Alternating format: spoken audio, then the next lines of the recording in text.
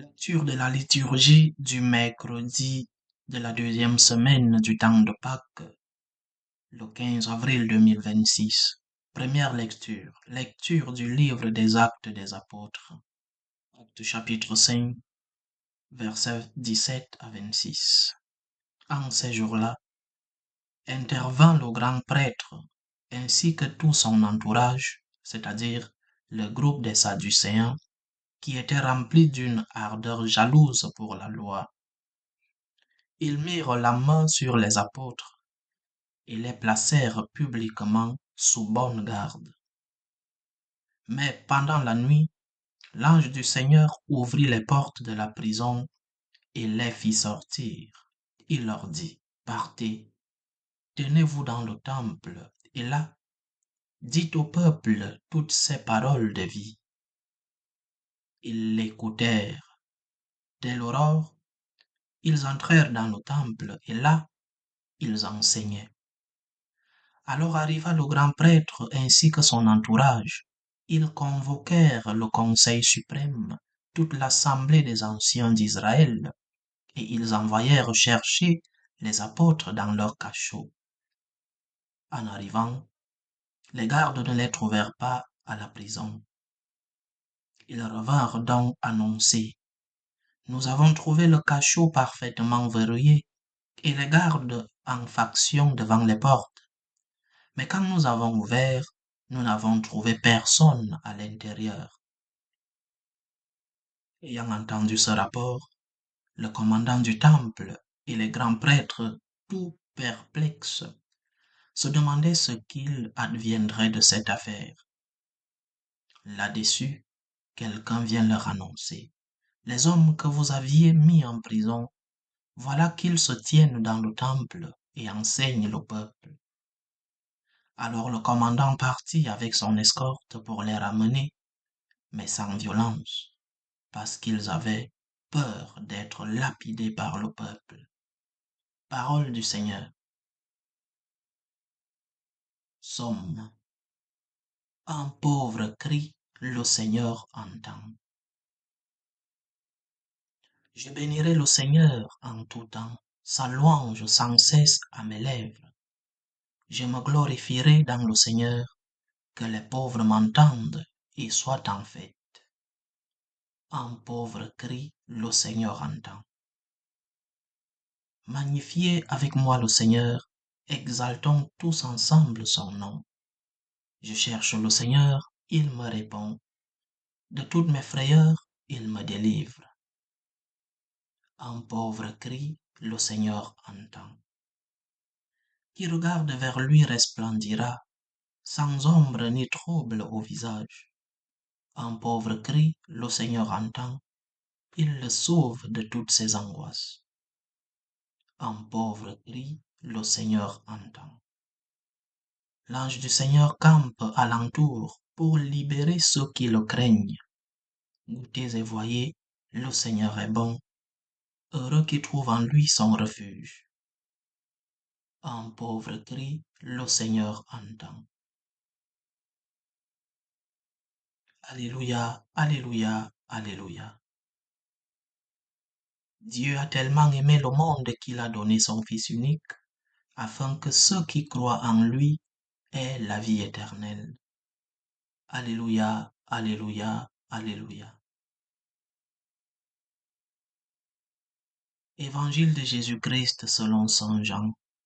Jean chapitre 3, verset 16 au verset 21.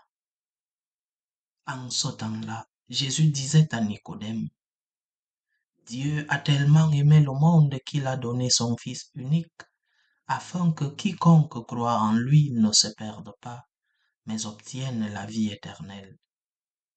Car Dieu a envoyé son Fils dans le monde, non pas pour juger le monde, mais pour que par lui le monde soit sauvé. Celui qui croit en lui échappe au jugement.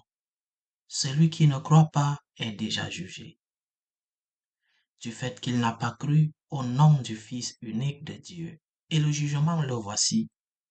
La lumière est venue dans le monde, et les hommes ont préféré les ténèbres à la lumière parce que leurs œuvres étaient mauvaises. Celui qui fait le mal déteste la lumière. Il ne vient pas à la lumière de peur que ses œuvres ne soient dénoncées. Mais celui qui fait la vérité vient à la lumière pour qu'il soit manifeste que ses œuvres ont été accomplies en union avec Dieu. Acclamons la parole de Dieu. Nous, les chrétiens, nous sommes un peuple d'espérance. Un peuple d'espérance, c'est-à-dire que nous croyons que la mort n'a pas son dernier mot, que la vie en Jésus est au-dessus de tous les autres mots. L'espérance que le mal n'a pas son mot sur le bien. Le bien est au-dessus de tout mal. Et cette espérance, nous l'avons par une expérience, l'expérience de l'amour de Dieu.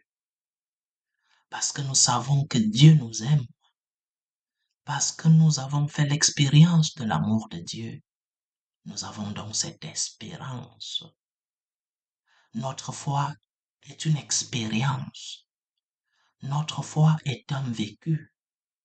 Notre foi est une réalité. Notre foi, nous l'avons touché du doigt. Dieu a tellement aimé le monde qu'il a donné son Fils unique afin que quiconque croit en lui ne se perde pas, mais obtienne la vie éternelle, l'espérance de la vie éternelle, l'espérance que la mort ne gagne pas sur l'amour. Nous sommes un peuple d'espérance et d'expérience. L'expérience de l'amour de Dieu et l'espérance de la vie éternelle et de la victoire du bien sur le mal. Et cette expérience, nous avons une mission, la mission de la partager, la mission de faire expérimenter cette espérance et cette expérience à ceux qui vivent dans les ténèbres. Nous avons la mission de partager la lumière que le Seigneur nous donne. Nous avons la mission de partager l'amour de Dieu. Parce que nous qui avons reçu cet amour de Dieu, nous qui en faisons l'expérience, nous devons montrer aux autres, partager cet amour, que les autres puissent aussi toucher, faire l'expérience de l'amour de Dieu, qui leur donnera cette espérance, l'espérance que le bien est son dernier mot sur le mal, qu'il y a vie éternelle et que le Seigneur nous aime. Tu as fait l'expérience de l'amour de Dieu. Lève ton regard, partager cette expérience. Tu vis l'espérance que le Seigneur ne t'abandonne pas, que le Seigneur lutte pour toi et avec toi, que le Seigneur a la victoire, que la victoire est de notre Dieu, voulais-je dire. Partager cette espérance et cette expérience.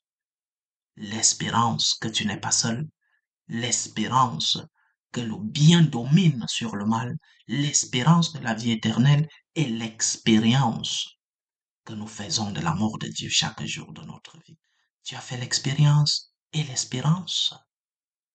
Va partager, va raconter les bienfaits du Seigneur autour de toi, chacun selon son statut, mais fais briller cette lumière, fais goûter cette expérience, fais vivre cette espérance à ceux-là qui vivent dans les ténèbres. Que le Seigneur nous aide. Loué soit Jésus-Christ.